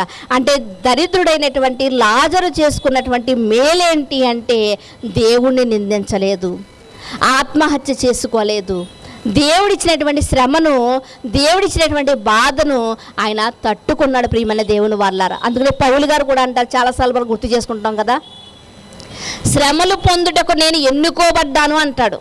నిన్న కూడా మనం మాట్లాడుకున్నాం, శారీరక సంబంధమైనటువంటి దుఃఖం కాదు, దైవ చిత్తానుసారమైనటువంటి దుఃఖం మన అందరికీ ఉండాలని. దైవ చిత్తానుసారమైన దుఃఖం. మనం చిన్న చిన్న విషయాల్లో తప్పులు చేసి దాని గురించి బాధపడి దుఃఖపడి అయ్యో నాకు ఇలాంటి దుఃఖం వచ్చింది ఏంటని బాధపడ్డం, అది సరైన దుఃఖం కాదు. సువార్త పనిలో ఇదిగో మన పరిసర ప్రాంత ప్రజల విషయంలో ఏంటి రక్షణ లేకుండా వీళ్ళు గతించిపోతున్నారన్నటువంటి బాధ మనలో ఉందనుకోండి, అదే దైవ చిత్తానుసారమైనటువంటి దుఃఖమని మనం నిన్న మాట్లాడుకుంటూ ఉన్నాం ప్రియమైన దేవుని వల్ల. కనుక ఆలోచించండి, ఇది ఒక కథ కాదండి. చాలామంది చెప్తూ ఉంటారు, ఇదిగో ధనవంతుడు పేద లాజరు కథ చెబుతాం రండి అంటారు. కథ కాదు, బైబిల్ గ్రంథంలో కథలు ఉండవు. ఇది యథార్థ గాథ. ఏ సంవత్సరంలో జరిగింది, ఎవరి కాలంలో జరిగింది, చాలా క్లియర్గా బైబిల్ గ్రంథంలో రాయబడింది. కనుక ఇది కథల పుస్తకం కాదండి, యథార్థ గాథలు. అందుకునే ఇందులో ఉన్నటువంటి మాటలు మన హృదయంలోనికి రాగలిగితే మన కుటుంబాన్ని, మన బ్రతుకుల్ని, మన జీవితాల్ని మనం కట్టుకోవడానికి అవకాశం ఉంటుంది ప్రియమైన దేవుని వాళ్ళారా. కనుక ఇక్కడ మనం చూడగలిగితే లాజర్నంట దేవదూతలు వచ్చి తీసుకువెళ్ళాయంట. లాజర్ ఎక్కడికి వెళ్ళాడు అంటే నెమ్మది పొందే స్థలానికి వెళ్ళాడు. లాజర్ ఎక్కడికి వెళ్ళాడంటే అబ్రహాము గారి యొక్క రొమ్మును ఆనుకున్నటకు వెళ్ళాడంట. కానీ ధనవంతుడు దాన్ని కోల్పోయాడు. ధనవంతుడు చేసినటువంటి తప్పేంటి అంటే తనకు తాను సంతోషించాడు, బహుగా సంతోషించాడంట, ప్రతిదినము సంతోషించాడంట, ఊదా రంగు విలువైన వస్త్రాలను ధరించాడంట. కానీ చేసిన తప్పు ఏంటి అంటే దేవుడిచ్చిన ఆజ్ఞను పాటించలేకపోయాడు ప్రియమైన దేవుని వర్లారా. ఆజ్ఞను పాటించలేదు కాబట్టి ఆజ్ఞాతిక్రమమే పాపం. కనుక ఆ యొక్క ఆజ్ఞ పాపము వల్ల అతడు దేవుని సన్నిధిలోనికి వెళ్ళకుండా, నెమ్మది పొందకుండా భూమి మీద నెమ్మది పొందాడండి. భూమి మీద ఏ రోగము లేదు అతనికి, భూమి మీద ఏ లోటుపాటు లేదు. కానీ అక్కడికి వెళ్ళిన తర్వాత ఒక్క నీటి చుక్క కోసం ఎంత విలపిస్తున్నాడో చూడండి ప్రియమైన దేవుని వర్లారా. మరి దరిద్రుడికి భూమి మీద తిండి లేదు, బట్ట లేదు, ఏమీ లేదు. కానీ అక్కడికి వెళ్ళిన తర్వాత ఒక మహిమ వస్త్రాన్ని ధరించుకుని ఒక గొప్పవాడైనటువంటి అబ్రహాము యొక్క రొమ్మును ఆనుకుని జీవిస్తున్నాడు. కనుక ప్రియమైన దేవుని వర్లారా, మనకి లాజరు గారు మనకి నేర్పిస్తున్నది ఏంటి అంటే ఎలాంటి స్థితిలో మనం ఉన్నప్పటికీ కూడా ఇదిగో దేవుడు కొంతకాలం ఈ శ్రమల విషయంలో కొంతకాలం నన్ను పరీక్షిస్తాడన్నటువంటి సహనము కలిగి మనం ఉండాలి. అందుకనే బైబిల్ గ్రంథంలో సహనము లేకపోతే నీవెవరు అంటే చేతకాని వాడవు. దేనికైనా సహనం కావాలి ప్రియమైన దేవుని వల్ల. అలాంటి సహనం మనలో లేకపోతే చేతకాని వారు అవుతాం. అలాంటి సహనము కలిగి బ్రతికాడు కాబట్టే లాజరు ఒక మంచి స్థితిలోనికి వెళ్ళగలిగాడు. అలాంటి లాజర్ను గురించి ఈరోజు మనము నేర్చుకుంటూ ఉన్నాం ప్రియమైన దేవుని వాళ్ళారా. లాజర్కి అవకాశం ఉంది. ఏంటి అవకాశం అంటే ఈ బాధ అంతా భరించకుండా ఆత్మహత్య చేసుకుంటే ఒక్క నిమిషంలో నా ప్రాణం పోద్ది, నాకు ఈ బాధలన్నీ ఉండవు అనుకోవచ్చు, అవకాశం ఉంది. కానీ అతడు అట్టి రీతిగా చేయలేదు. ధనవంతుడికి కూడా ఒక అవకాశం ఉంది. నాకు ఉన్నంత ఆస్తిపాస్తులు నేను ఏమైనా కూడా పట్టుకెళ్ళను కదా, మరి నా గుమ్మం దగ్గరే ఉంటున్నాడు కదా ఇతడు, నా గుమ్మం దగ్గరే తిండి కోసం విలపిస్తున్నాడు కదా, అతనికి ప్రతిరోజు కొంచెం అన్నం పెడదారి అన్నటువంటి ఆలోచన, దేవుడిచ్చినటువంటి ఆజ్ఞ గుర్తుకు రాలేదు. అవకాశం ఉన్నా కూడా సహాయం చేయలేకపోయాడు. ధనవంతుడు. అందుకునే అతడు కూడా సహాయం పొందలేని స్థితిలోనికి వెళ్ళిపోయాడు. లాజరు అవకాశం ఉన్నా సరే దేవునికి లోబడ్డాడు. అందుకునే ఒక మంచి స్థితిలోనికి అతడు వెళ్ళినట్లుగా మనకు కనిపిస్తుంది. అందుకునే ధనవంతుడు చేసిన తప్పేంటి అంటే ఆజ్ఞను అతిక్రమించాడు. దరిద్రుడు చేసినటువంటి మేలేంటి అంటే ఎంత బాధ కలిగినా భరిస్తూ దేవునికి లోబడి, దేవుడు ఎప్పటికైనా నాకు ఒక మంచి స్థితిని ఇస్తాడన్నటువంటి నమ్మిక కలిగి ఉన్నాడు ప్రియమైన దేవుని వాళ్ళారా. ఈరోజు మన జీవితాలు ఎలా ఉన్నాయి? అలాంటి నమ్మిక కలిగి మనం ఉన్నామా? అలాంటి విశ్వాసం కలిగి మనం ఉన్నామా? లేకపోతే విశ్వాసం విషయంలో మనము ముందుకు వెళ్ళలేక అవిశ్వాసంలోనికి వెళ్ళిపోతున్నామా ప్రియమైన దేవుని వాళ్ళారా? వెళుతున్నటువంటి మన ప్రయాణంలో ఎన్నో ఆటంకాలు, అడ్డులు తగులుతూ ఉంటాయి. ఉంటాయి. సాతాను ఎన్నో అడ్డుబండ్లు వేస్తూ ఉంటాడు. ఆ అడ్డుబండ్లకు తగులుకుని మన విశ్వాస ప్రయాణాన్ని మనము ఆటంకపరుచుకుంటున్నామా, మనల్ని మనం పరిశీలన చేసుకోవాలి. చివరి వరకు ఓర్చుకున్న లాజరు ఏమవుతున్నాడంటే పరదేశకు వెళ్ళాడు. చివరి వరకు కూడా మారనటువంటి ధనవంతుడు ఎక్కడికి వెళ్ళాడంటే యాతన పొందుతున్నాడు, నరకానికి వెళ్ళాడు. కనుక మనం అలాంటి స్థితిలో ఉండొద్దు. మనకు అవకాశం ఇచ్చాడు. ఎంతోమంది కరోనాలో చనిపోయారండి. మనం ఇంకా ఇప్పటికీ బతుకున్నామంటే మనం ఏదో గొప్పవాళ్ళమని కాదు, ఏదో సాధించేస్తామని కాదు. దేవుడు మరొక అవకాశాన్ని మనకి ఇచ్చాడు. దేవుడు మనకి విలువైన అవయవాలు ఇచ్చాడు, విలువైన ఆయుష్ కాలాన్ని ఇచ్చాడు. ఈ ఆయుష్ కాలాన్ని వ్యర్థపరచుకోకుండా మనం ఈ జీవితం ఉండగానే, ఆరోగ్యం ఉండగానే మనము దేవుని కొరకు బ్రతికే వారంగా మనం అందరం ఉండాలని కోరుకుంటూ, దేవుని బలిష్టమైన చేతి కింద దేన మనసు కలిగి ఉండాలని కోరుకుంటూ నా మాటలు ముగిస్తున్నాం. ప్రార్థన చేసుకుందాం. వాళ్ళు మిక్కిలిగా ప్రేమించిన మా ప్రియ పరలోకపు తండ్రి, మీ ఘనమైన శ్రేష్టమైన నామమును బట్టి మీకు వందనాలు, స్తోత్రాలు చెల్లించుకుంటున్నాము దేవా. ఈ సాయంకాల సమయమందు తండ్రి దేవా, తండ్రి బైబిల్ గ్రంథంలో తండ్రి దేవా మీరు రాయించినటువంటి యథార్థ గాథను గురించి మేము ఆలోచించి ఉన్నాము తండ్రి దేవా. అవును తండ్రి, ధనవంతుడు ఎలాంటి స్థితిలో ఉన్నాడు, కానీ తండ్రి దేవా అతనికి ఉన్నటువంటి లోటు ఒకటే, సహాయం చేయలేనటువంటి స్థితి తండ్రి దేవా. దరిద్రుడు ఎలాంటి స్థితిలో ఉన్నాడో తండ్రి, అయినప్పటికీ సహనము కలిగి ఉన్నాడని మేము నేర్చుకున్నాం తండ్రి. ఈరోజు అటువంటి సహనం మాలో లేదేమో, అలాంటి సహాయం చేసే గుణం మాలో లేదేమో. ఒకవేళ తండ్రి మరొకసారి మీరు మా వాక్యము ద్వారా మా హృదయాలను తట్టి లేపారు. అందుని బట్టి మీకు స్తోత్రాలు నాయన. ఎంతమంది అయితే మైక్ శబ్దం ద్వారా వింటున్నారో తండ్రి దేవా తండ్రి, అయ్యా తండ్రి ఇదిగో తండ్రి ఒకసారి వ్యాధి కలిగేటప్పటికి తండ్రి కరోనాలో తండ్రి అందరూ మనసులు మార్చుకున్నారు తండ్రి దేవా. దాచిపెట్టినది ఎవరి వశం అవుతుందో, మేము చచ్చిన తర్వాత ఎవరు తింటారు అని తండ్రి దేవా దాన గుణము కలిగిన వారిగా తండ్రి ప్రతి ఒక్కరూ కనిపించారు తండ్రి. మరలా ఇదిగో తండ్రి దేవా సమాధాన పడే స్థితిలోనికి వచ్చిన తర్వాత తండ్రి మరలా ఎవరి స్వార్థాల నిమిత్తం వారు బ్రతుకుతూ ఉన్నారు తండ్రి దేవా. ఇదిగో మీ వాక్యము తండ్రి దేవా సంధిస్తూ ఉండగా తండ్రి అయ్యా ప్రతి హృదయము స్పందించగలుగుటకు సహాయం చేయమని కోరుకుంటున్నాను దేవా. మీకు వందనాలు నాయన. మరి ముఖ్యంగా నా తండ్రి దేవా అయ్యా దైవ చిత్తానుసారమైనటువంటి దుఃఖం మాలో ఉంచుకొని తండ్రి దేవా అయ్యా తండ్రి మా అనుదిన ప్రార్థనలో తండ్రి దేవా మా పరిసర ప్రాంతము కొరకు తండ్రి దేవా మీ సత్య సువార్త కొరకు తండ్రి దేవా తండ్రి మేము తండ్రి విజ్ఞాపన చేసేవారుగా ఉండడానికి సహాయం చేయమని అడుగుచున్నాం దేవా. మీకు వందనాలు నాయన. అద్భుతకరుడు తండ్రి, ఆలోచనకర్తవు, నిత్యుడుగు తండ్రి దేవా తండ్రి, సర్వ సృష్టికి ఆది సంభూతుడైనటువంటి దేవుడు తండ్రి దేవా తండ్రి, ఉన్నవాడు తండ్రి, అన్ని కాలాలలో ఉన్నవాడు, అన్నిటా ఉన్నవాడు తండ్రి దేవా. కనుక మీ బైబిల్ గ్రంథము ద్వారా తండ్రి మీ అమూల్యమైనటువంటి మాటల ద్వారా తండ్రి మా బ్రతుకులను ఎలా కట్టుకోవాలో, మా జీవితాలను ఎలా కట్టుకోవాలో మీరు నేర్పిస్తున్నారు తండ్రి. ఎట్టి రీతిగా మేము జీవించాలో మీరు నేర్పిస్తున్నారు. అందును బట్టి మీ కృతజ్ఞతాస్తుతులు చెల్లించుకుంటూ తండ్రి ఏ విషయంలోనూ తండ్రి దేవా తండ్రి ఇదిగో సాతాను యొక్క కబంధాస్తాల కిందకు మేము వెళ్ళకుండా మీ బలిష్టమైన చేతి కింద దీన మనసు కలిగి ఉండే భాగ్యాన్ని మీరు మాకు ప్రసాదిస్తారని కోరుకుంటూ వచ్చిన మీ పిల్లల్ని జ్ఞాపకం చేసుకోండి. చంటి బిడ్డలు మొదలుకొని వృద్ధుల వరకు నా తండ్రి దేవా ఎండ వేడిమికి తట్టుకునే శక్తిని వారికి ప్రసాదిస్తారని కోరుకుంటూ సమస్త మహిమా ఘనత ప్రభావములు మీకు ఆరోపించుకుంటూ మీ కుమారుడు మా రక్షకుడు అయినటువంటి యేసుక్రీస్తు వారి అతి శ్రేష్టమైనటువంటి నామములో ప్రార్థన అడిగి వేడుకొనుచున్నాము పరమ తండ్రి. ఆమేన్. శ్రద్ధగా ఉన్న మీ అందరికీ ప్రభు పేట నా వందనాలండి.